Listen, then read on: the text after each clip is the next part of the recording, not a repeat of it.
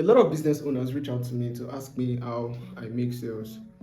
And in a bid to find out what they are doing wrongly, they throw a lot of questions at me. In this video, I'm going to be answering most of the questions that they ask me. And if you've started a business already, you'll be able to see clearly the things that you're doing wrongly. And if you're not doing anything wrongly, you'll be able to see the things that you're doing that you need to intensify on. If you've not started a business at all, then these are the things that you need to consider before starting a business. So I have 10 P's that I believe will make you sell anything. I mean, the 10 P's of selling. And before I go into this video, I want you to understand that selling is not luck. It is never luck. It is as a result of intentionality and a lot of strategy. So, are you ready for this? I believe so. Let's do this. So, the first P is your product. Your product. And when choosing your product, you must choose a product that solves a problematic problem, that solves a problem and is in high demand. Yes, it has to solve a problem and it has to be in high demand, because if your product is not solving any problem, you're going to have a hard time selling. And if it is not in high demand, your sales will be low. Little to no sales at all. The second P is procurement. Procurement. So, under here, you're looking at how you source for the materials that you use in producing the product. That is if you want to be the one manufacturing the product. For example, let's say you want to produce a product that solves acne problems, or a product that solves obesity or diabetes. So, how do you procure the materials for the product that you want to produce? And if you're not the one producing the product, how do you get products that are of good quality and actually solves the problem? So that is what procurement is all about. Now, the third P is people, aka target audience. Yes, your target audience. Now, since you've already defined the product that you want to be selling and you found how you're going to procure those products, the next thing you want to consider is people, your target audience. For you to make sales consistently, you need to find people that have acne problems, or people that need skincare products. Let me just class the acne stuff under skincare, right? Or people that want their skin to glow, or people that have obesity or diabetes, as the case may be. So you need to identify your people. The fourth one is packaging. You see, people judge things by appearance. They judge things by their appearance, and first impression matters a lot. And from my years in sales, I can tell you for free that people love to unbox things. So you need to give them that experience, from the graphics design of your product, from the color, the font, and all of those things. All of these things matter. They must be really catchy, like appealing to the eye.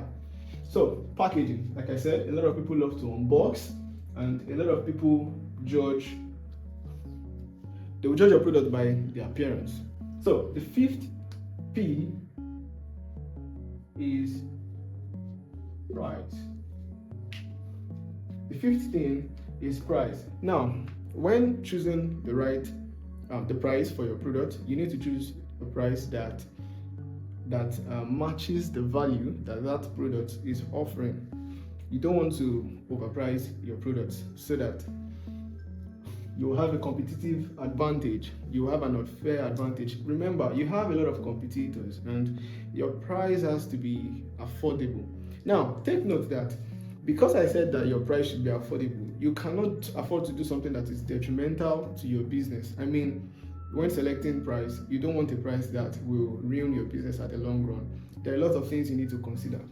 Apart from the product, there is the logistics. If you'll be paying your staff, you need to put all of these things in the price. But trust me, it has to be affordable. And now you need to understand pricing or price psychology. Such as discounts, discounts, bundles, tiers, and all. Now, talking about discounts, have you ever noticed that whenever you get into ShopRite, you see stuff like, you see a product and they write the price tag, you see something like this. instead of you get, so this is just pricing psychology. And how do I mean? An average person would think that this is cheaper. Meanwhile, in the real sense, this thing is still 10,000 naira. But once you see it, you would assume that 9,999 is cheaper. So it's just the buying psychology. So offer bundles. You could say, okay, get a product that solves acne problems and the one that can make your skin glow for just 999,000 naira. You know, you've offered a bundle like that, and people like things like that.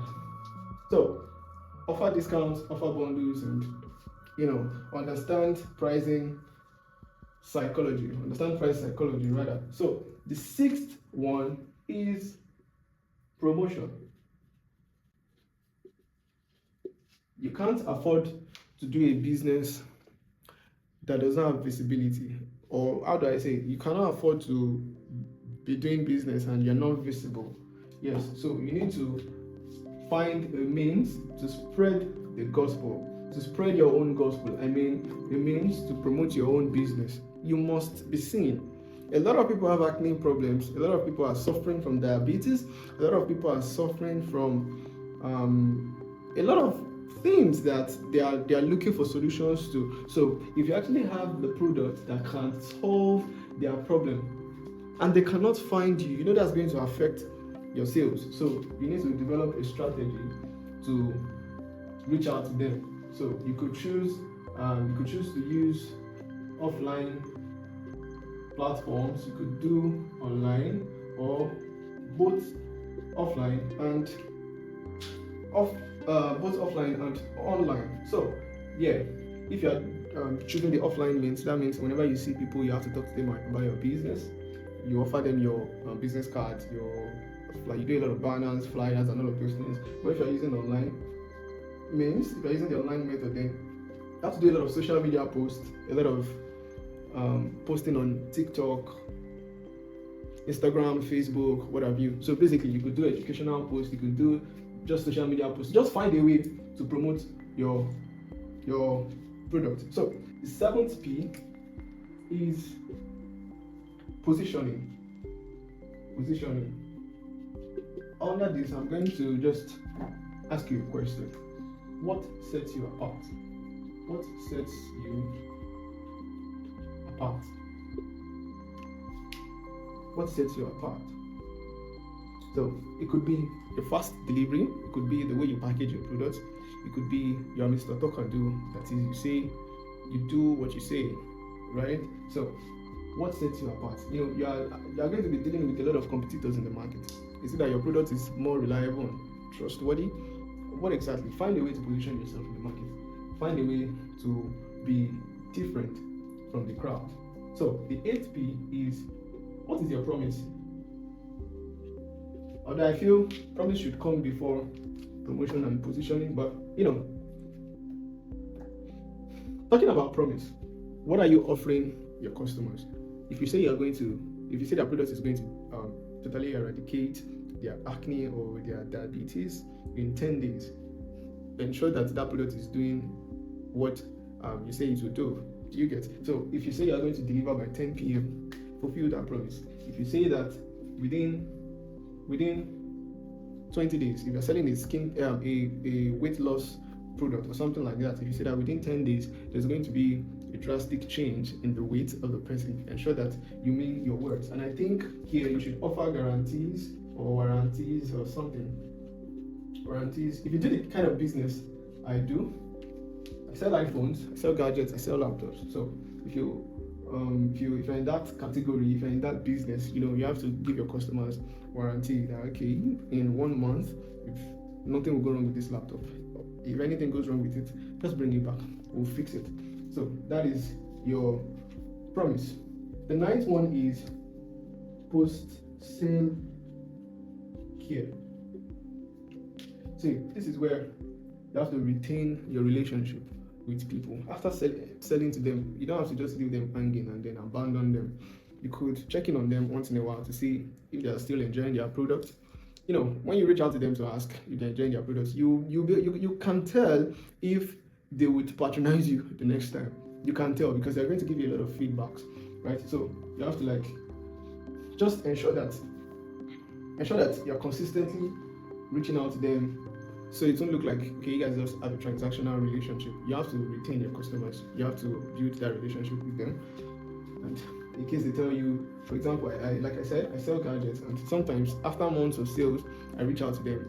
What's up? Are you having any challenge with your gadgets? Is there anything I need to know? Some of them will tell me that, oh, they encountered a problem at so time, and then this was how they were able to solve it. And already some of them would reach out to themselves to tell me about the problem that they encountered. So I'm not going to say because I've already sold to them, I don't have any business with them again. No, sometimes even after 3 months, 4 months, they reach out to me. Oh, my computer ran into a problem. What do I do? Be there for them. Basically, that's what I'm going to say. Don't just sell to them and then act like concern you. You get that kind of stuff. Now, the last P is proactiveness. So here you have to stay aware of shifts in the market. You have to be familiar with trends, with things that you need to, new strategies that you need to implement. If the market is shifting, definitely you may have to change your strategy. If something is missing in your product, you may have to add it. Something vital that could be of benefit to your customers. So you have to add it. You just have to stay proactive. Know the things that needs to be changed in your business. Know when to add things. Know when to remove things. Know how the dynamics of the market. Do you understand what I'm trying to say? So I take it again. Your product has to solve a problem, and it has to be in high demand. Your procurement, you have to source your materials or your products from the right source. People, you have to find your people, your target audience. Then package your goods in a way that is appealing to the eyes. Then your price has to match the value that product is offering. Promotion, look for a way to spread your gospel. Look for a way to be visible, because visibility matters. Position yourself in the market as an expert of what you do.